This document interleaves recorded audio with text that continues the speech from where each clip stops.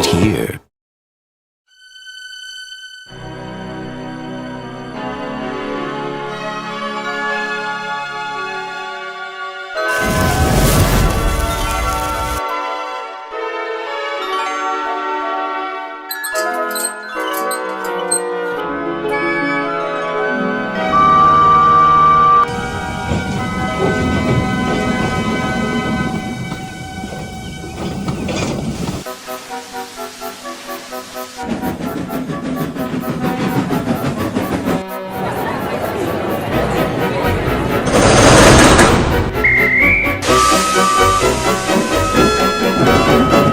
We can't count the number of people who visited Sodor over the years, how many have come for its scenery, and how many have come to see its railway in action. We also can't count the number of times we've been asked, why do we have faces? On a previous occasion, I mentioned that was the most common question put to us engines before briefly describing the faceless and non-faceless categories that exist for vehicles. I had to be brief, otherwise I would have taken up the entire story with the particulars of that topic. So instead, I'll delve into the specifics today. My name is Edward, and this is a Sodor special.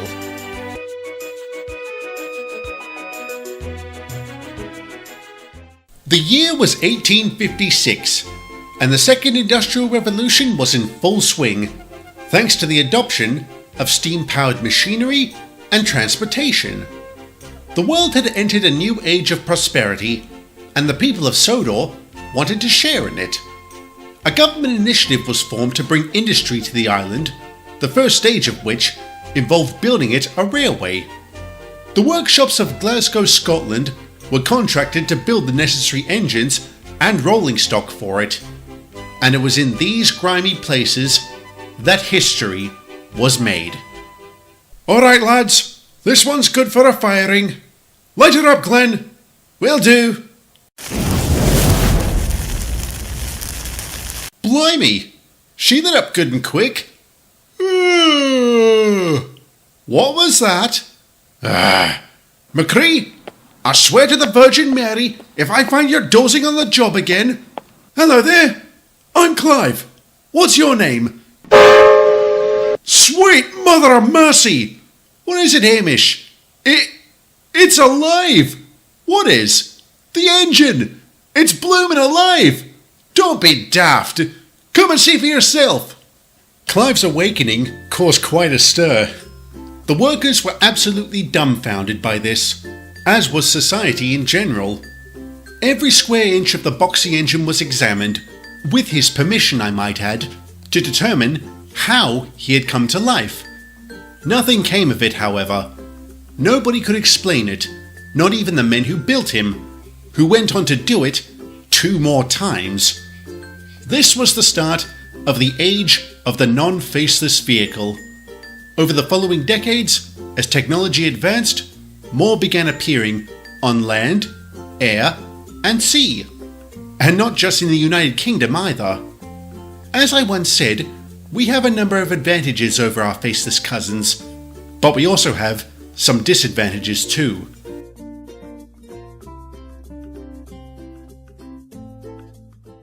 Before I go any further, I think it's important I lay out a few things.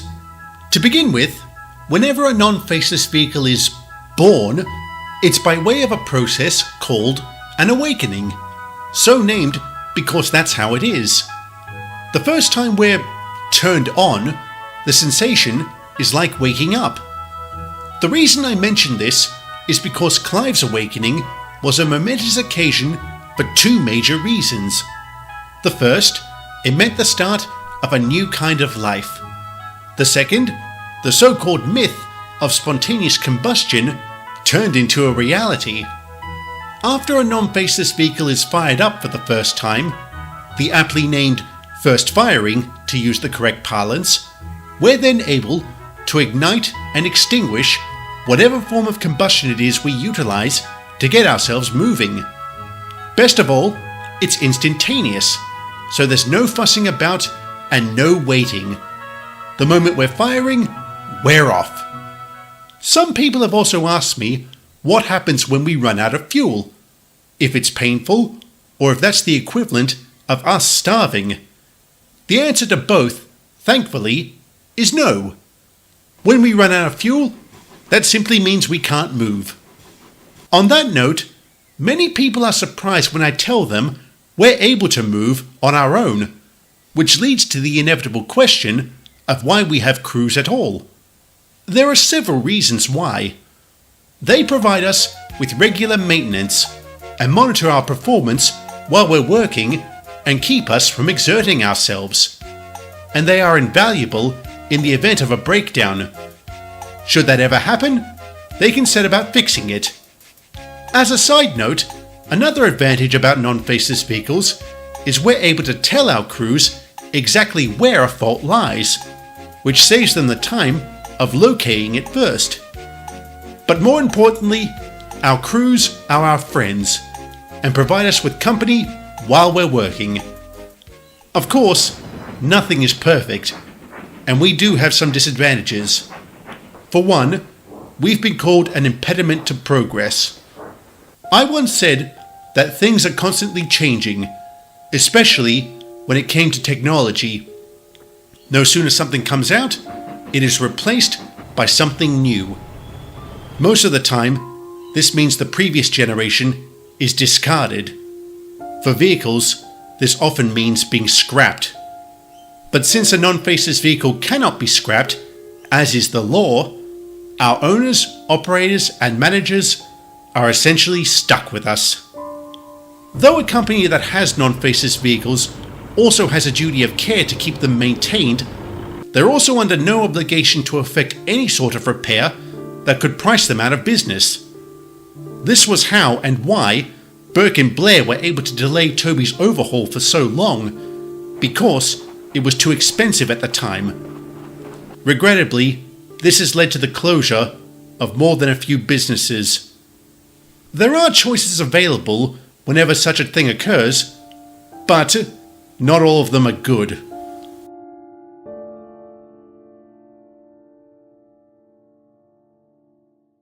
Alright, so it's not always the fault of a non-faceless vehicle if their company goes under. Like everything else in life, there are multiple factors.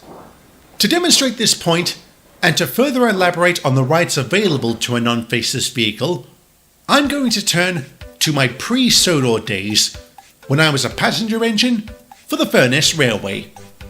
Together with my colleagues, Albert and Winston, we ran a fast, efficient operation. But despite our best efforts, our line would close down after a number of incidents, some more serious than others. On that day, our mournful manager gave us the three options put to non-faceless vehicles should their company ever close: relocation, retirement, or the final firing. Relocation simply means to be sold. I don't know whether I mentioned it or not, but a non-faceless vehicle must consent to such a transaction. This came about, believe it or not, thanks to the wording found in most anti-slavery laws. I chose to be sold and left for Sodor, while Albert and Winston went elsewhere. This is the most common option pursued, as it's seen as the best of the bunch. But what about retirement? Well, there are two additional choices with that. The first is to become a museum piece. The second is life on what's called a heritage site, where we can spend the rest of our days giving rides to tourists, holidaymakers, and enthusiasts. Now we come to the final firing. I don't know for how long it's been debated whether a person has the right to end their own life if they want, but for non-faceless vehicles, we do have that right, and it is absolute. The final firing is made possible by the introduction of a special chemical to our system. I've never been able to pronounce its scientific name, but it's commonly known as black water. Once this euthanizing agent is poured into us, we go into a deep sleep, one we don't wake up from. After that, our systems cannot be restarted. Then and only then can we be scrapped. Many of you might be wondering why on earth we would ever choose to die. I think the same could be said among humans. The reason depends on the situation. For instance, perhaps a vehicle has been so seriously damaged by an accident that no amount of repairs are possible. Maybe they're just too proud to retire. Or maybe it's the only option truly available to them. Whatever the reason, when a vehicle says they want to go, there's no debating it. An owner has to comply.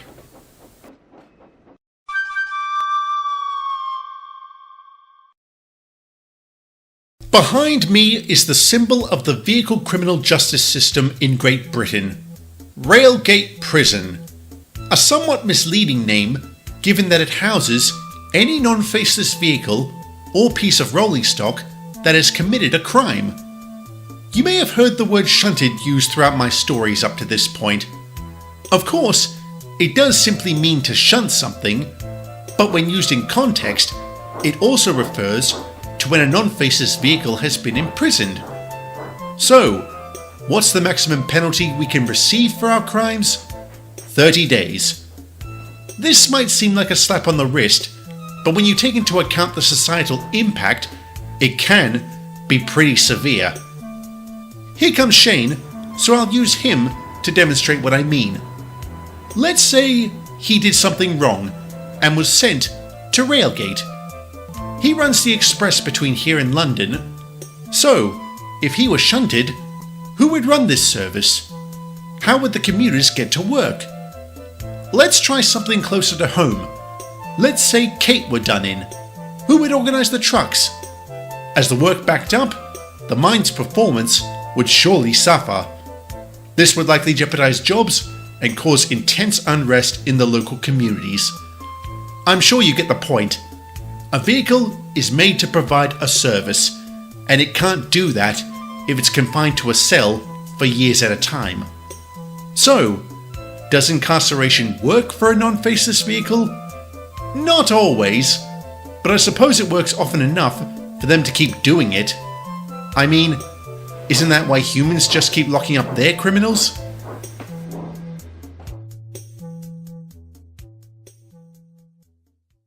I'm sure it hasn't escaped your notice that I haven't really explained how a non-faceless vehicle is created. That's simply because nobody knows.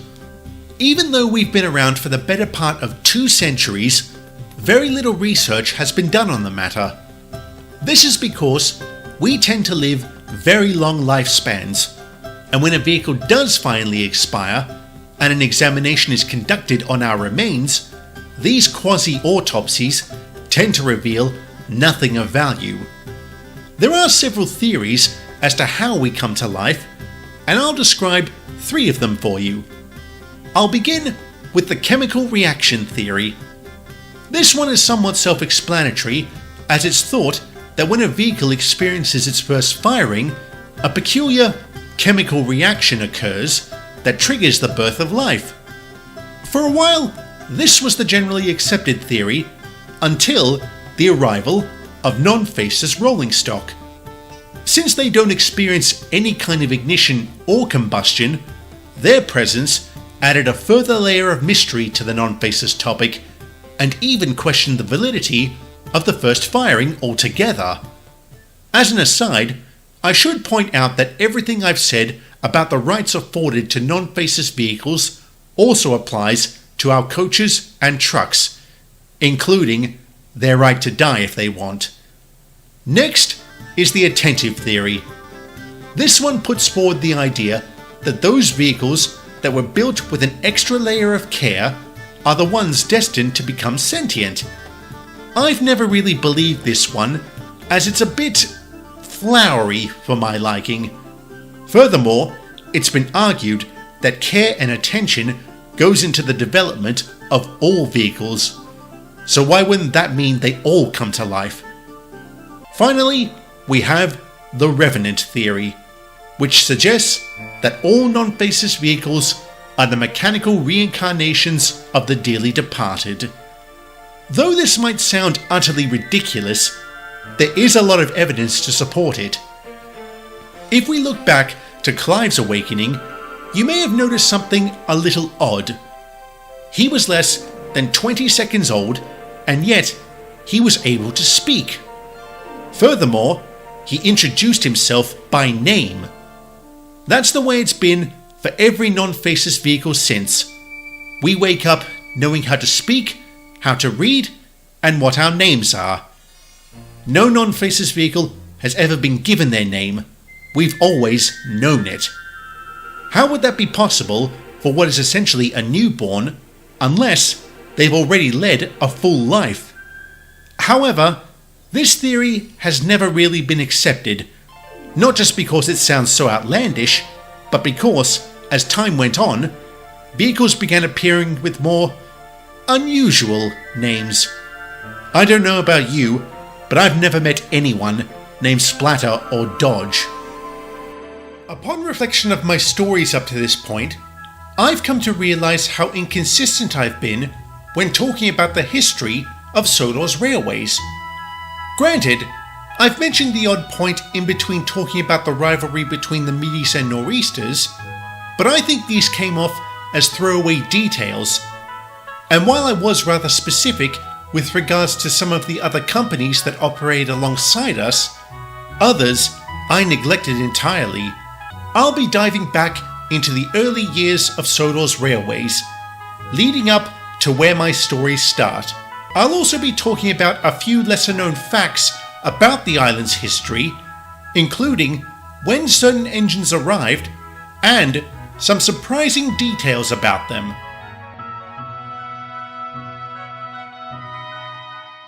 The very first railway to ever come to Sodor, work on the S&M began here at Barrow on June 15, 1856. For the next 18 months, its three engines, Neil, Clive and Matthew, worked hard to connect the island with the mainland, going so far as to build a bridge to that effect. Given that the railway was to be the bedrock for Sodor's industrialization, no effort or expense was spared in its construction. On December 9, 1857, the company was officially opened, beginning goods and passenger services that very day. Over the following decades, the S&M would extend further into Sodor, reaching its greatest extent in 1882 at Marin. The benefits from this railway were enormous, as it did indeed provide a solid foundation for industrialization, which saw an exponential rise in jobs and the introduction of various machines designed to increase efficiency. A golden age had come to Sodor, but it wasn't without its problems. Clive used to tell me stories about those halcyon days. He would become particularly irritable when talking about the S&M's board of directors, saying they were overly ambitious and risky when it came to expanding their company. The aforementioned extension to Marin, for instance, was preceded by the construction of the viaduct, which was without question its most costly venture. According to Clive, the company was nearly bankrupted by this and never fully recovered. He freely admits that his company barely got by from then on and finally had to close in 1914. Despite a somewhat ignoble end, the S&M's mark on Sodor was profound. All throughout its existence, the various communities around the island were keen to reap the benefits of railways and got together to discuss founding their own. On the northern side of Sodor, a second company would be established.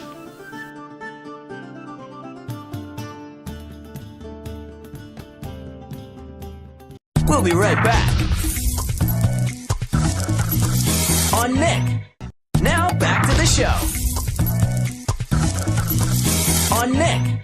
Before I talk about this little known line, I think I should first discuss the region it was based in. The northern side of Sodor is a sparsely populated place, home to a few small farms, factories and mines. At least, that's how it was during the 1870s. Back then, the best way for these small businesses to get their goods out was by ship. This meant carting them to the docks at Harwich along dirt roads. This was far from ideal, as these roads were of poor quality and largely unsuitable for heavy traffic.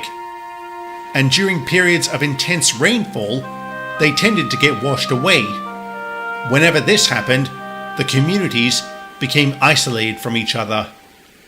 It finally got to the point where the locals were sick of this, and given how the S&M had benefited the southern half of Sodor, they felt a railway was an ideal solution to their problems. And after securing a government grant and establishing a board of directors comprised of 7 prominent businessmen, work began on its construction in 1879, starting at Harwich itself. While the track was being laid, an engine was being built in a small workshop in Ireland, and that engine was Toby. This is why you've probably never heard of the Harwich Tramway, because it's more commonly known as Toby's Old Line. Later that year, he would arrive on Sodor for the first time, and helped extend the line all throughout the region. When it was opened, it did so amidst heavy fanfare. Over the following years, our future number 7 worked tirelessly to keep the company running. Thanks to his efforts, goods and livestock could be imported and exported fast and efficiently. And when he wasn't handling trucks, he delivered people about the line in his lone coach. Of course, his stamina mirrored that of his directors, Carl Harrigan, whose wife, Henrietta, Toby would become particularly close to. Unfortunately, Mrs. Harrigan would pass away from influenza in 1903. Mr. Harrigan was broken by this. The way Toby used to tell it, when he wasn't drinking himself into disorderly behaviour, he flat out neglected his responsibilities. The line fell into a severe state of disrepair, and despite the patronage of some friendly investors, it finally had to close in 1904. The timing was quite fortunate, however, as another railway was looking to be built near the city of Knapford. But before I can talk about that, I first have to mention the other companies that preceded its construction.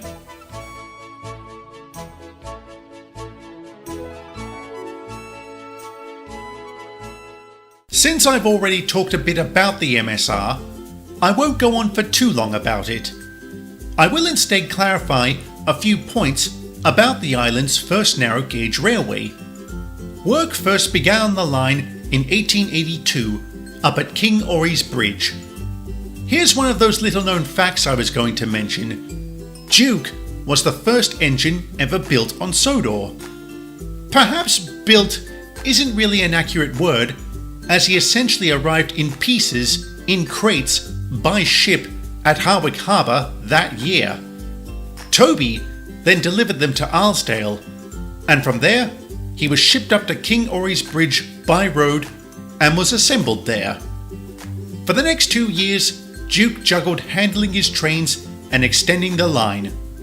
When the MSR opened a slate quarry at Casney Harwin in 1884, Atlas was brought in to assist, likewise shipped up to King Ory's Bridge in crates.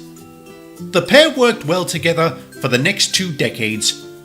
When the Harwich Tramway closed in 1904, the MSR's board of directors saw an opportunity to expand and bought up much of its land. The MSR's expansion was then carried out in a military-like fashion. While Duke and Atlas extended the line from the hills, construction would also be undertaken from the lowlands, carried out by the MSR's newest additions, Stuart and Falcon. The project ran like clockwork, with both halves connecting at Arlesdale on April 12, 1906. This was where and when the 4 engines would meet for the first time. They got along splendidly with each other. That is, when they weren't pulling pranks on one another. The standard gauge line would be extended to Arlesborough in 1918.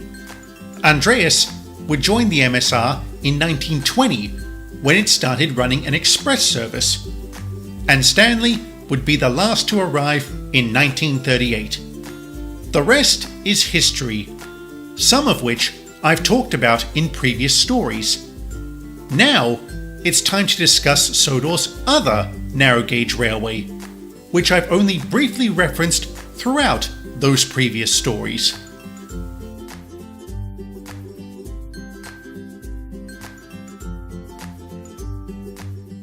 Of all of Sodor's railways, past and present, few have been as popular or misunderstood as the Skarloey Railway. I say misunderstood because its history and facts tend to get muddled up with that of the MSR. So, I'll untangle a few of these details and begin with two little known facts about the SKR. First, it was intended to be an industrial line. And second, its original name was the Crovan's Gate Railway. How it came by its current title is a detail I'll get into in a moment. Now, for those of you who are familiar with the stories by the Reverend Wilbert Awdry and the television series, you would be forgiven for thinking the company was founded to mine slate. But here's another little known fact. It was actually built to mine ballast. The slate quarries featured so prominently in the books and TV show wouldn't start appearing on the line until the 1960s, when the SKR expanded into the Na Twin Valley, an undertaking I'll explain in a future story. Alright, time to start talking about its history. Work began on the line in 1884. This was the same year that Skarloey and Rheneas arrived on Sodor from Wales. For the next year, the pair worked to extend their line through the difficult terrain to the hills outside the town of Boxford, where the ballast mine would be built. And when the line opened on July 6, 1885, its two engines set to work immediately. They delivered trainloads of ballast from the mine to a special transfer yard outside of Crovan's Gate. Here, the material was deposited from the narrow gauge trucks into standard gauge ones, a system that would be adopted years later by an even smaller railway. So, how did the SKR come by its name? Because of the actions of its number 1 engine. In the autumn of 1887, the island was inundated with heavy rain that caused flash flooding. Skarloey and Rheneas were in their shed at Crovan's Gate when they got word that the quarry had to be evacuated. Since Rheneas was undergoing maintenance at the time, Skarloey had to rush to the rescue. When he arrived at the mine, he found huge sections of it submerged in water, with workers stranded on rooftops. Without regard for his own safety, Skarloey pressed through the ponded areas. But in doing that, water got into his firebox. While it didn't extinguish his fire, it did cause him intense pain as the cold water came into contact with searing hot metal. Nonetheless, he persevered through the pain to rescue every single workman trapped there, leaving the mine to return them safely to Crovan's Gate. The newspapers would run several stories about his heroism.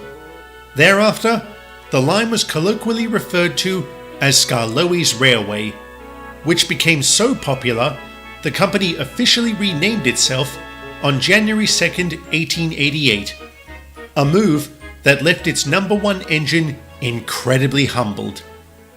Fast forward to 1910, and a kindly chap named Ivo Hugh would join the line after the company decided it would expand further into the hills with the goal of running goods and passenger services to and from the riverside communities there.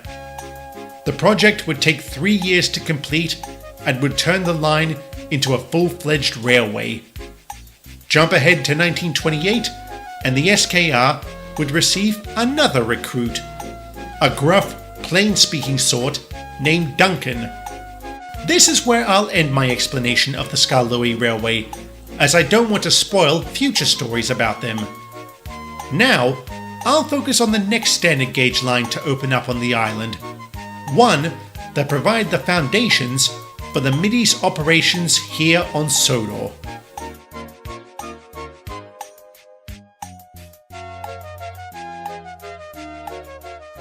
What's now known as the Brendam branch line started as the property of the Wellsworth and Sudbury Railway. Its construction began on October 23, 1885, and it was very contentious. This was because its three engines, Colin, Lily and Adam, had to use the S&M's tracks to deliver supplies from the mainland to the various building sites. I can't imagine how that must have been for Neil, Clive and Matthew, being forced to share their line just so a new company, i.e. new competition, could open up beside them. I am told the S&M was compensated for this, but it takes more than cash to heal a bruised ego. Anyway, moving on. After building its main station at Wellsworth in 1886, the W&S began extending along the southern peninsula to the towns of Sudbury and Brendam. It should come as no surprise that it was largely responsible for the development of Brendam Docks. They were also the ones who created Gordon's Hill, which was known as the Preston Incline back then, named from the company's director, Nathaniel Preston. There's really not a whole lot more I can mention about the W&S, apart from it building the station at Crosby in 1902 and the China clay pits opening in 1915. I'm sure my telling of its history makes it sound rather dull and uneventful. That's largely because it was. It didn't suffer any terrible tragedy or hardship. I would call that a blessing. And to their credit, they did also provide the rails that would facilitate the construction of one final company.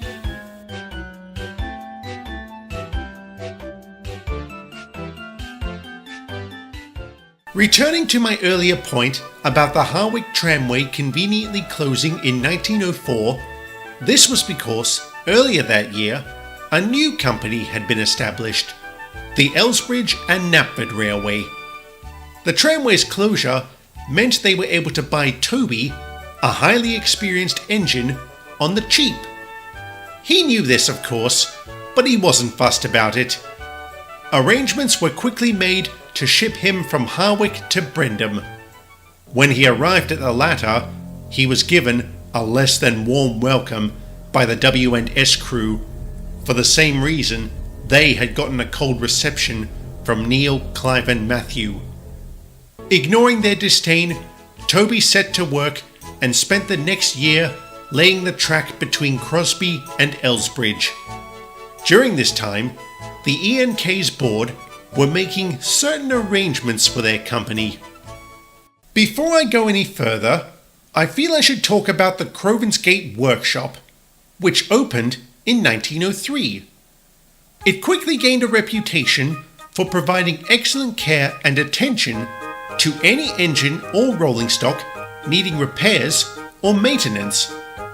This reputation was why the E&K's board commissioned them to build coaches and trucks for their company, as well as an engine. On February 4th, 1905, the works would complete construction of its first engine, an engine with 6 small wheels, a short stumpy funnel, a short stumpy boiler, and a short stumpy dome. After completing his trials, Thomas left the works to assist Toby in extending the line all the way to Knapford, which would be finished in 1907. This was the year I arrived on Sodor. As I said previously, after being repainted and renumbered, I set to work as the E&K's passenger engine, with Thomas and Toby showing me how to handle goods work.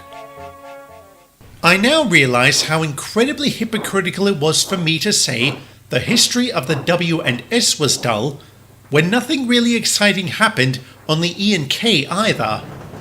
Indeed, on the whole, things were pretty peaceful on Sodor, if you disregard the petty rivalry that existed between its three companies. This animus, however, would be suspended during a rather bleak period in world history.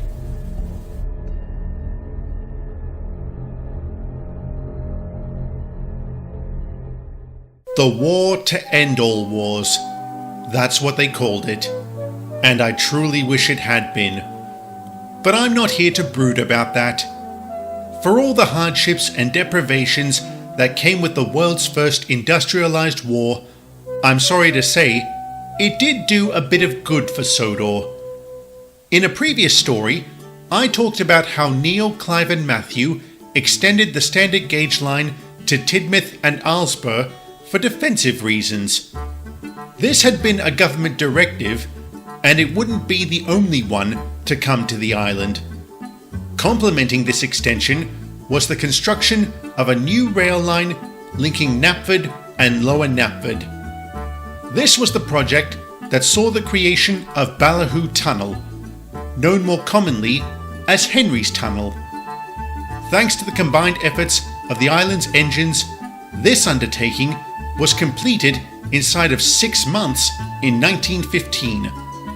Our next collaboration was Knapford Harbour in 1916. With the able assistance of 10 Cents and Drolan, it was completed inside of 8 months, despite suffering an embarrassing setback. 10 Cents was assigned to work the new harbour, while Drolan went to Brendam. 1917 was an especially busy year that saw the construction of the lumberyard at Carlton, the coal mine at Marston Heights, and the start of the Farquhar branch. This might be a good time to correct a misstatement I made on a previous occasion. When I first mentioned the branch, I made it sound like Thomas, Toby and I had single-handedly built it. This couldn't be further from the truth. After all, when we weren't working on joint projects with the other engines, we were handling other jobs. To be more accurate, we assisted in building this line. Much of the actual work was carried out by WIF, who was a government-owned engine back then. It took just over a year for the Farquhar branch to be completed, its opening coinciding with the end of the First World War. About a month after the end of that not-so-great war, Neil went to work at the China clay pits, while Matthew found work at the lumberyard. Clive would end up on the Farquhar branch, helping to extend it up to a stone quarry that the Enofa family had just opened. WIF would return to the mainland to build the scrapyard at Barrow and expand the yard there. In 1919, when this was completed, he was assigned to Barrow as the station's pilot, while simultaneously being leased to the scrapyard as a privately owned engine. As I said, the First World War did some good for the island, but the real change for Sodor and all of British Railways would come just a few years later.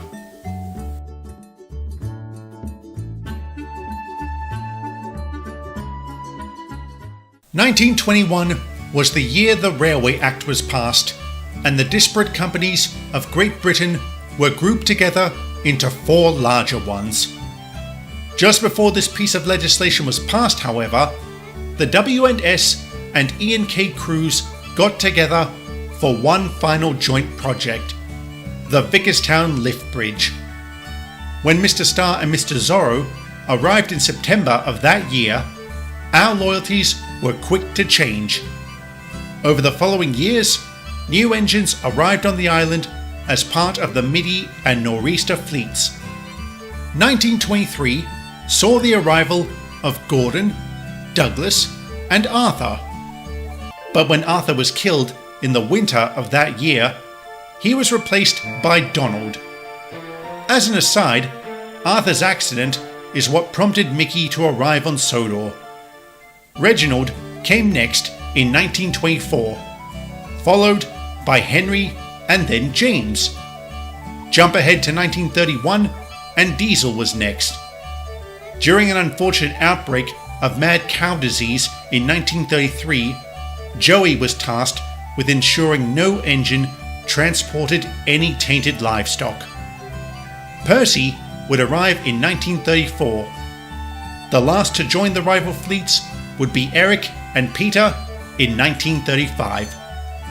Throughout the years that preceded the start of my stories, a number of other projects were carried out on Sodor, such as the expansion of Knapford Station in 1926 from 2 platforms to 5, the construction of the oil depot at Lower Knapford in 1929, and finally the Tidmouth Dairy in 1930. I think that's really all I have to say. So, I'll conclude this with one final surprising detail. Toby would serve as the model for the LNER's J70 tram engines. I'm sure more than a few of you may be a little perturbed by some of the things I've said throughout this special, that some of my supposed details don't make historical sense. First, I say congratulations to you. It's always nice to see people take an interest in history. Second, I put to you this question. If that were true, would I have mentioned them at all? There is indeed an explanation for this, but that is a special for another day.